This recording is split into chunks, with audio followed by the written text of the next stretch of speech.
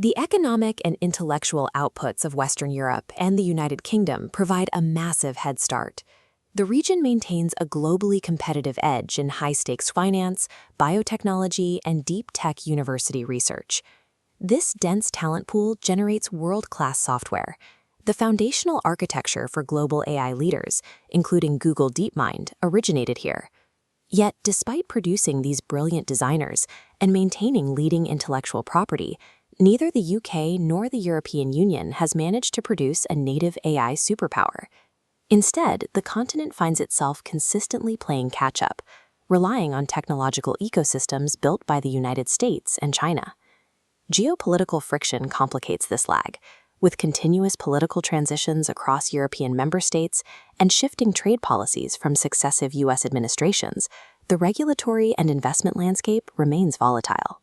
We tend to think of artificial intelligence as a digital product of algorithms and patents, but intellectual property is only a fraction of the equation.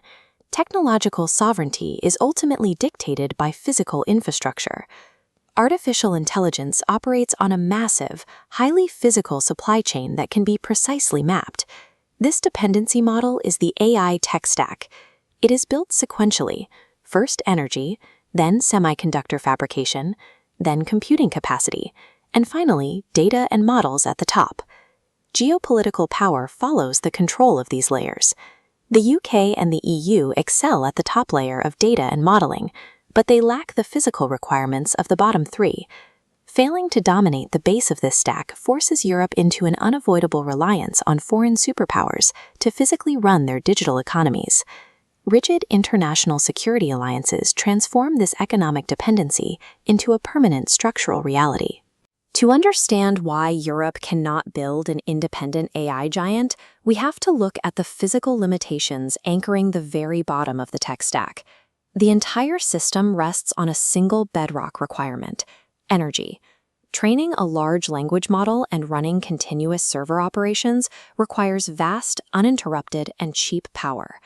Right now, both the UK and EU are operating under severe economic stress. Energy prices across the continent remain highly elevated, which immediately bottlenecks the capacity to scale digital operations. That energy deficit moves directly up to the second layer of the stack: semiconductor fabrication. Without cheap energy, a nation cannot effectively build or operate the massive, power-hungry computing facilities required to fabricate and run advanced microchips. European designers hold excellent intellectual property regarding how semiconductors are engineered, but the region's physical capacity to manufacture them is heavily restricted. Lacking domestic control over the raw energy and the physical fabrication plants permanently handicaps the UK and EU, forcing them to import the hardware their software relies on. Because they cannot compete on hardware, European nations focus their strategic leverage on the top layer of the stack: data, models, and the regulatory environment governing them. The UK and the EU use diverging regulatory strategies to attract foreign capital. Following its exit from the European Union, the UK established data privacy and retention rules that are more flexible than those of its continental neighbors. This legal flexibility creates an attractive sandbox for American tech hyperscalers looking to place major offshore investments and conduct advanced AI research. The EU approaches the problem differently. They use the scale of their unified regulatory market to force U.S. tech companies to physically localize their investments and intellectual property on European soil. For an investor, the UK offers a single, open regulatory basket.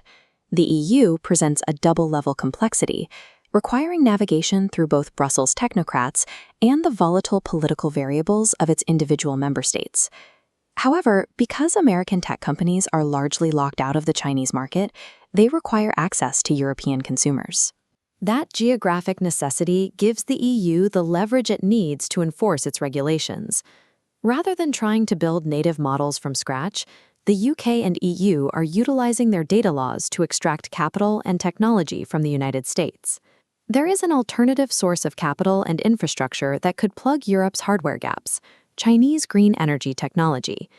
This chart outlines the primary macroeconomic friction defining the Europe-China relationship today. Europe runs a trade deficit with China of roughly €1 billion a day. The previous model of accepting wholly owned Chinese imports and simple sales to fill infrastructure gaps has become politically unacceptable in Brussels. Europe is currently attempting to force a structural renegotiation. With Chinese companies facing heavy tariffs and restricted access in the US, Europe hopes to use its position as an alternative market to gain leverage.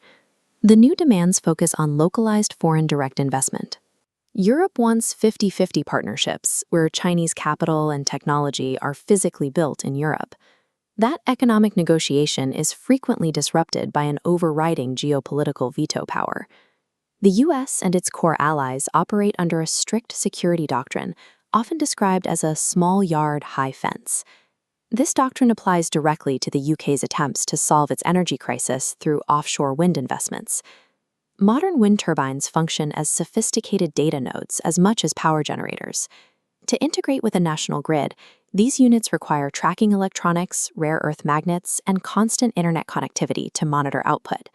Because of those connected components, the British government views Chinese wind technology not as a climate solution, but as a fundamental security vulnerability.